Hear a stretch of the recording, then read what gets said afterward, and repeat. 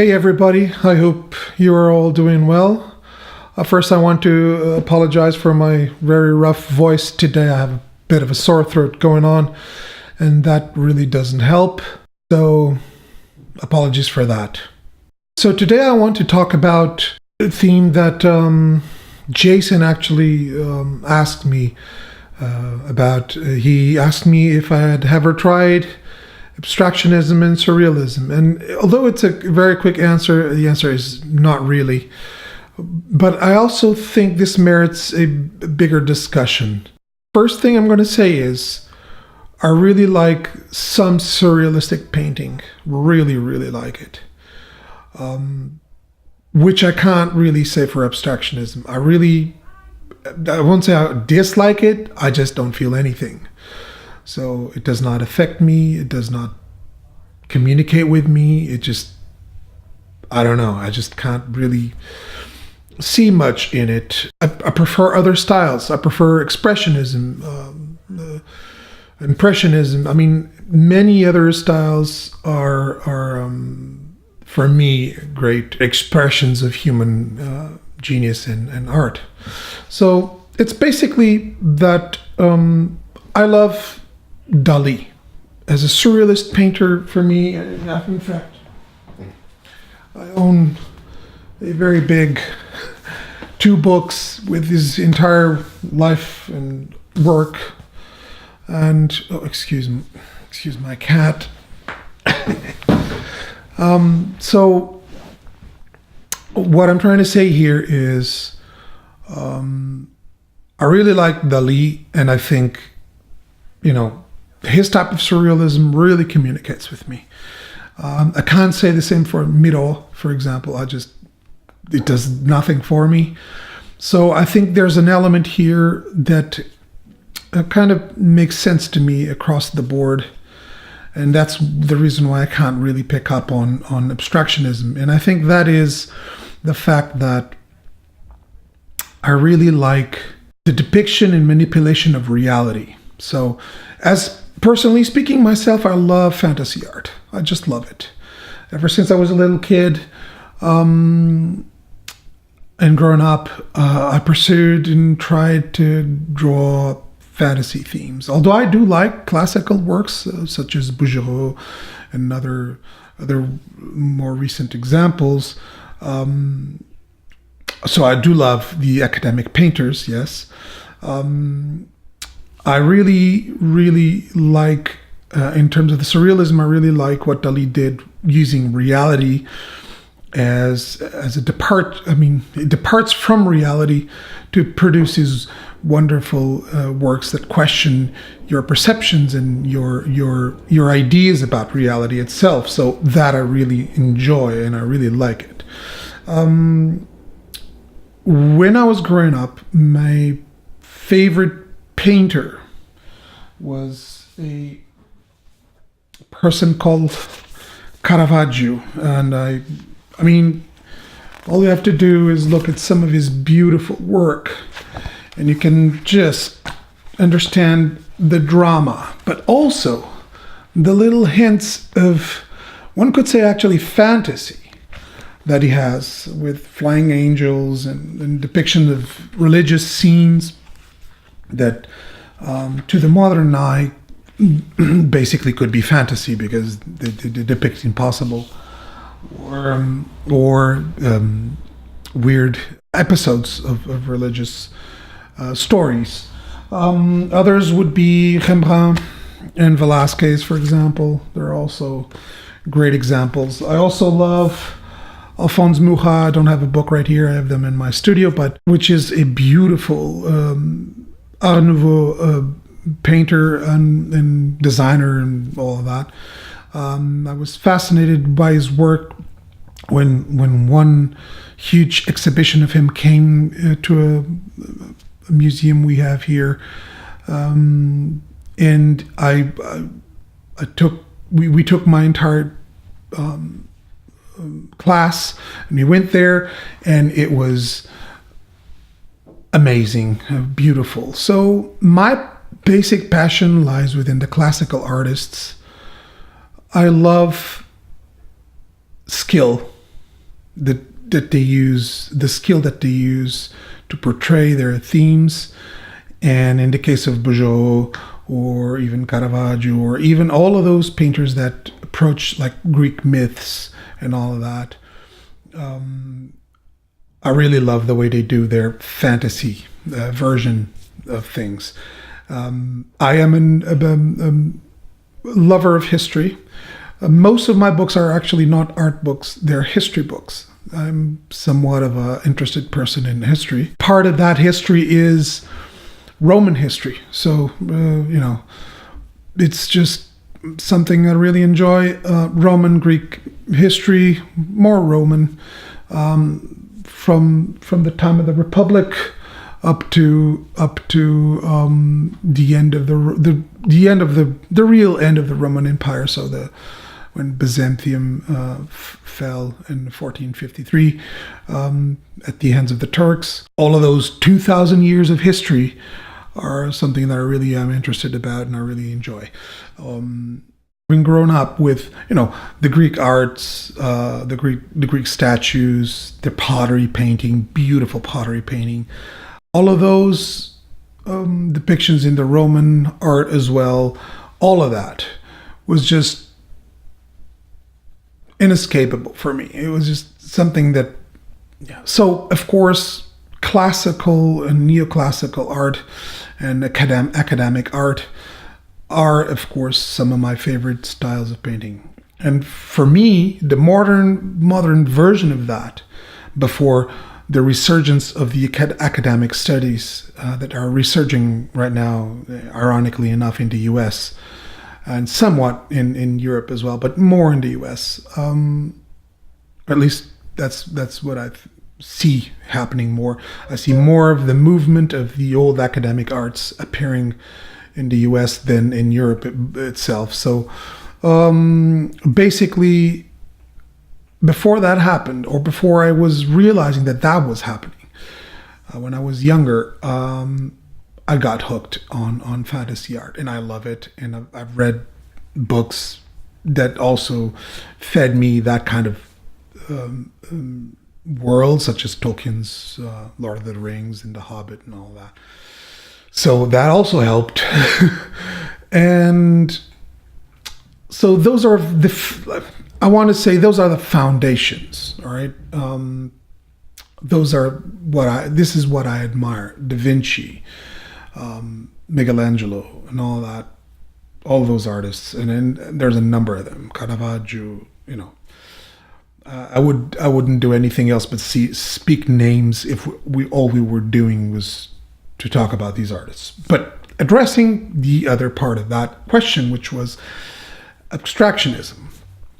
Now, I don't want to say anything about the validity of abstractionism. Sorry. I don't want to say anything about that, because that, I think, is depending on those that, like it or not. It's for them to debate, not for me. Personally, I don't like it. I really don't think I don't think you can. I mean, I understand their intention, because they wrote it down, because you couldn't see it from the painting itself. Well, not me, at least. So this might be a personal thing. That's another caveat I want to include here, is that this might be a personal thing. I don't want to diss what they did. I don't want to say it's not good. I'm just going to say I don't understand it. That's what I'm going to say about it. So because I don't understand it, maybe I'm not speaking that language, and for that matter, I'm not understanding what they're trying to say. But personally speaking, I don't see much in it. And my personal understanding of art should include a few things. And by the way, there's beautiful abstract art in terms of beauty, in terms of colors and all that. So abstract art isn't exempt of having beauty or interesting patterns and all that. But I'm not going to speak about that per se. I'm going to speak about splashes of paint randomly applied to a canvas, without intention, or with an intention that is really something like I said, escapes me. So if you want to blame it all on me, I don't understand it. So, for example, I think it's Willem de Kooning, or some of the Kandinsky paintings, even some of the Pollocks. And I do like some of the Pollocks, but others I just can't see what's in them. I just can't. Now, I'm not saying there were bad painters. I'm not saying about anything about them as people, and even part of their work. Plus, I'm not actually knowledgeable enough, but from what I see, I just steer away from it. That's my personal feeling is I don't pursue it. I don't go for it. I don't. And by the way, when I'm in museums, I don't skip them. I go and try to feel something for the work, because I'm somewhat of I really want to empathize and understand what they were trying to say. I really want to understand the art. Or it's not like I'm not putting effort into it, but when you're facing like a totally white canvas that's been painted white, yeah, now this takes us to another conversation, which is contemporary art. In abstract art, I can feel some sympathy for, to a degree, especially the old abstract art. For example, I actually find Mondrian quite interesting. I'm not saying I love it, but I think it's interesting what he was trying to do, to get to the most minimal point of shape and color. That's interesting. That's, as an exercise, that's a very interesting exercise. But I can't see myself being fulfilled producing such types of work, and that probably is my problem. So that's on that. Contemporary art, I really don't enjoy much of. I've seen lately, just a couple of weeks ago, I just went to an exhibition here, and they had a few paintings that were interesting. They were from Brazilian authors, the Brazilian painters, and some of them were actually good, really nice, beautiful, expressionist, free-flowing, very loose paintings, and I love those. But you could feel something from their depiction of something, you know. But others were just blobs of color with nothing. I mean, the shapes didn't communicate anything to me. It was just very random stuff. And I'm not saying I don't understand that they're trying to convey a message of some sort. They're trying to say something, for sure. But in a way, in my mind, I say, if you're trying to say something, be clear about it. You know, be clear about what you're trying to say. At least try to be clear as of what you're trying to say. Now, I'm not one of those guys that will say, you know, oh, this shouldn't be done, blah, blah, blah. No. I understand the role that art has as a role of pushing boundaries. All right? I understand that very much.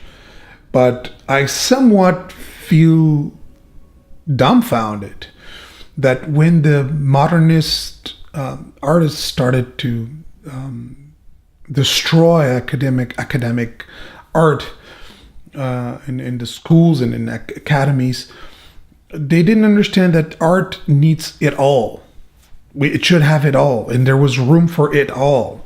You know, we could have academic painters, and we could have abstract painters, and expressionists and impressionists. There's room for it all.